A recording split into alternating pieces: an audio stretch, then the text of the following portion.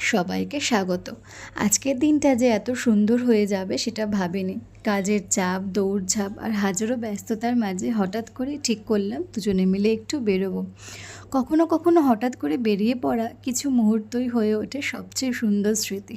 আজকের প্ল্যান ছিল খুবই সিম্পল, একসাথে একটু খাওয়া দাওয়া, একটু গল্প আর একটা ভালো সিনেমা।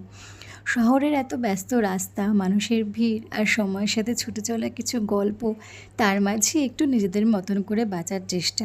কোনো বিশেষ উপলক্ষ নয়, কোনো বড় আয়োজনও নয়, শুধু প্রিয় মানুষটার সাথে কিছু ভালো লাগা আর এক মুঠো আনন্দ।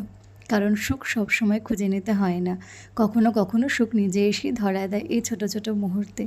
আর দিনের শেষে সিনেমার পর্দায় হারিয়ে যাওয়া আর মনে মনে ভাবা এমন সাধারণ দিনগুলোই হয়তো সবচেয়ে বেশি করে পরে মনে পড়বে। এই মুহূর্তগুলোর জন্য একটা ছোট্ট ধন্যবাদ জীবনকে। চলো, টাটা, দেখা হচ্ছে নেক্সট ব্লগে।